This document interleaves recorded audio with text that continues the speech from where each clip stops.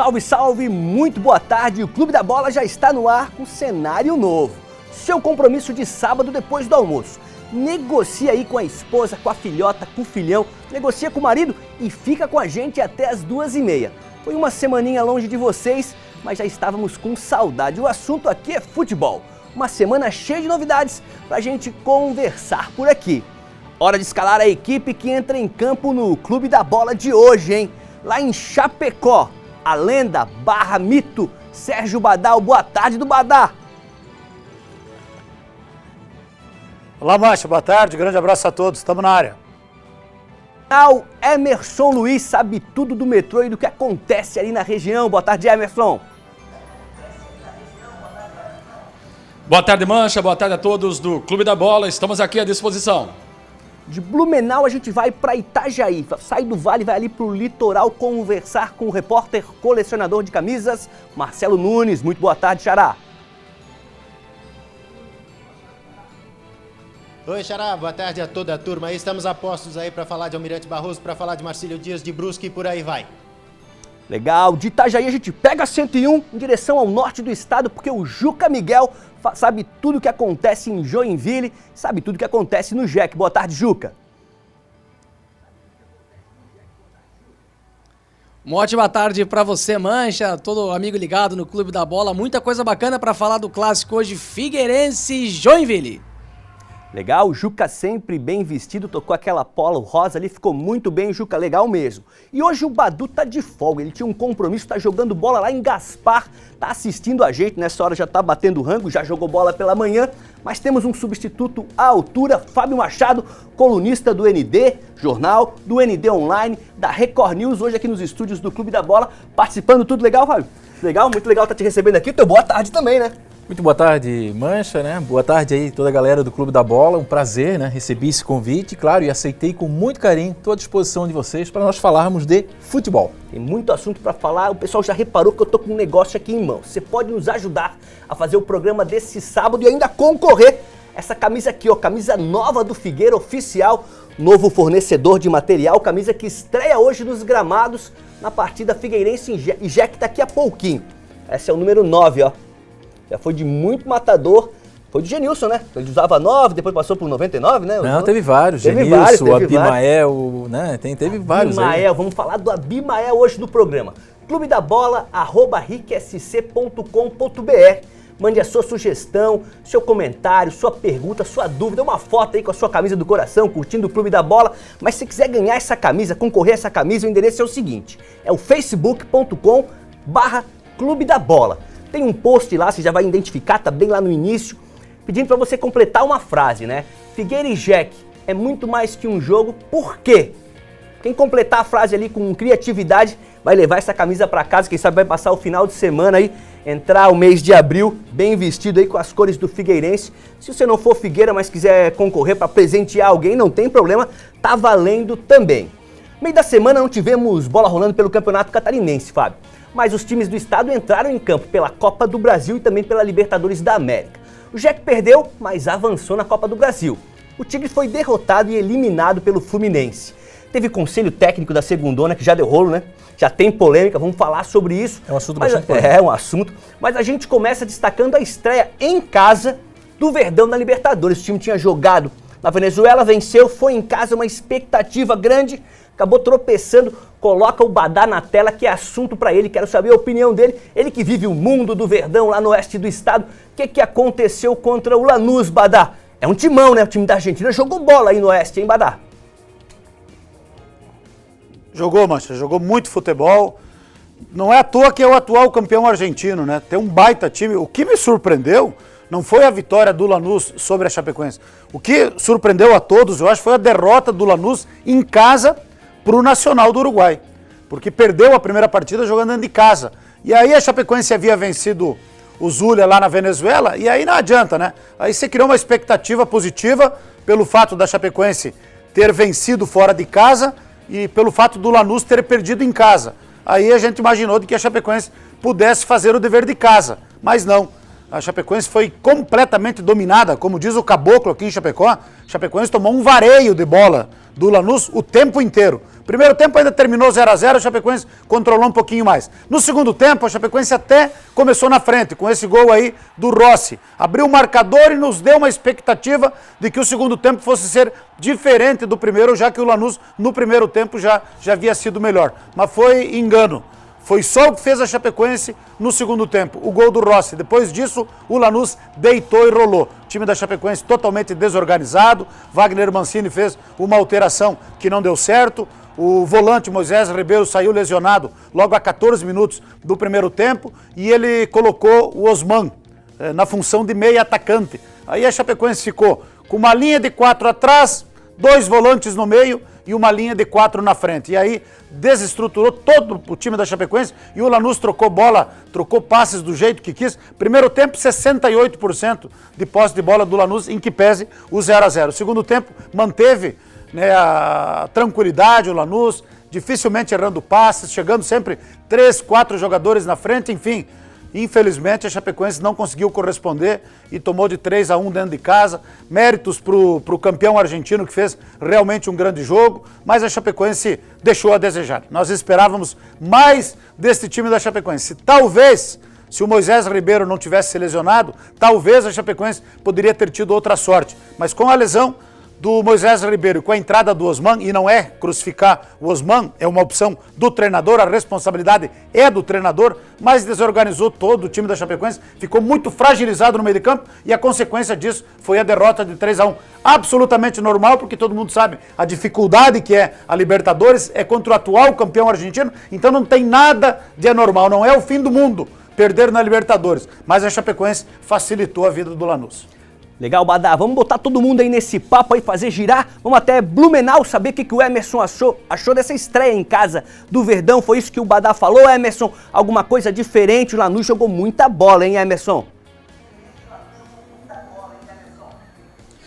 É isso, Mancha. Eu só quero seguir a linha de raciocínio do Badá e acrescentar algumas informações que eu acho relevantes. Além de ser o atual campeão, bicampeão argentino, na verdade, 2007 e 2016, esse Lanús ele foi campeão da Conmebol, ele foi campeão da Copa Sul-Americana e na final, no ano passado, em jogo único, simplesmente ele passou por cima do São Lourenço, lá no Monumental de Nunes por 4-0. E na final da Recopa, também ficou como título ano passado, fez 3-0 no River Plate. A gente costuma muito lembrar dos clubes argentinos, do Boca e do River. Mas esse Lanús, ele está priorizando a Libertadores da América, está 8 pontos atrás do Boca nesse momento, mas é um time casca grossa, como disse o Badá, um time entrosado, que manteve a base, é um time muito forte, que, eu repito, prioriza a Copa Libertadores da América e tem história, tem tradição. É um clube de 102 anos, é um clube que tem um estádio para 48 mil pessoas. Vai ser muito complicado, muito difícil para superar esse time, porque está priorizando essa competição sul-americana. A gente não costuma dar muito méritos para o adversário, mas nesse caso tem que reconhecer que a Chapecoense foi superada pelo bom time do Lanús. Mancha. Tá que o Marcelo já tá na tela aí. Marcelo, quero saber se tens a camisa do Lanús nessa tua coleção e o que você achou do jogo. Pois é, seria legal, né? Camisa muito bonita nas cores grená, principalmente, não tenho ainda não. Mas falar desse time, todos os times da Argentina, como o Emerson Luiz falou, eles são casca grossa, né? A gente conhece muito bem o Boca, conhece muito bem o River Plate, o São Lourenço, que se destacou nos últimos tempos, mas é sempre complicado, né? Não é à toa que a Argentina tem a maior quantidade, o maior número de títulos da Copa Libertadores da América, né? Lanús, Quilmes, Independiente, Racing, Estudiantes e por aí vai. Todos eles são muito complicados de se jogar e a tendência é que o futebol argentino cresça nessa Libertadores, né? Agora as equipes voltaram a disputar o seu campeonato nacional depois daquela greve, daquele problema que deu até na própria questão política, os atletas entraram em greve. Agora é questão de se adaptar, de os times brasileiros voltar a entender o que é a Libertadores da América e o que é encarar esses times argentinos. Tanto aqui quanto lá, tanto no Brasil quanto na Argentina, eles sempre costumam complicar e bem as coisas. A Chape teve uma provinha disso aí, não é? Vamos colocar o Juca na tela, depois a gente fecha com a opinião do Fábio aqui dentro dos estúdios em Florianópolis. Juca, Santa Catarina novamente na Libertadores da América e depois de muito tempo, o que você achou desse jogo? Só tem pedreira, não tem jogo fácil pro Verdão, né? Apesar da vitória na estreia.